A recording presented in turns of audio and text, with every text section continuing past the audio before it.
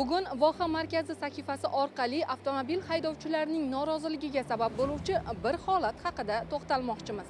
Ma'lumki, avtomobil yo'llarida harakat mobaynida amal qilinishi lozim bo'lgan tartib-qoidalar mavjud. Ular haydovchilar uchun ham, piyodalar uchun ham belgilab berilgan. Jumladan, piyodalar uchun yo'lni xavfsiz kesib o'tishlari uchun mana shunday piyodalar o'tish joyi chizib qo'yilgan. Svetoforlar, ya'ni piyodalar uchun svetoforlar bo'lmagan joylarda piyodalar ushbu yo'lakchalarga qadam qo'yishi bilanoq avtomobillar ularga yo'l berishlari lozim. Ammo tartib-qoidalardan tashqari harakat madaniyati degan tushuncha ham mavjud.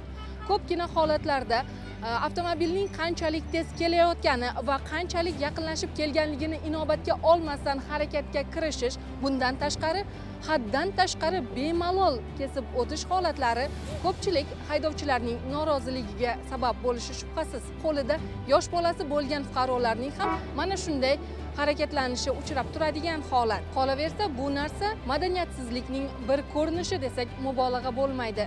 Avtotransport vositalari haydovchilarining majburiyatini bir chekkaga qo'ya turaylik. Axir bu holat o'zimizning ham hayotimizga xavf solishi mumkin.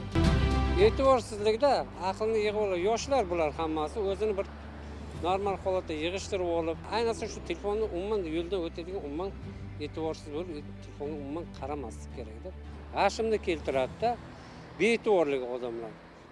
Yo'l trassa katta joy. Ayollar bolalariga e'tiborsizlik qiladi.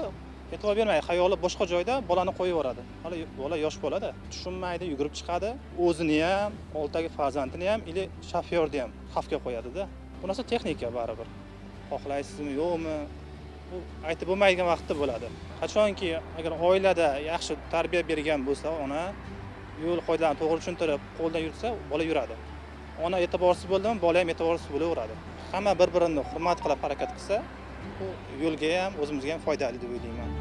Ana endi majburiyat va tartib qoidalarga to'xtalsak, qatnov ko'chalarida va piyodalar o'tish joylarida telefondan foydalanish, turli xildagi video materiallarni tomosha qilish, radio va audio mahsulotlarini tinglash va har qanday turdagi elektron vositalardan foydalanish mutlaqo taqiqlanadi. Bir so'z bilan aytganda, barcha joylarda bo'lgani kabi piyodalar va haydovchilar bir-birlarini hurmat qilgan holda harakatlanishsa, maqsadga muvofiq bo'lardi. Xulosa o'zingizdan.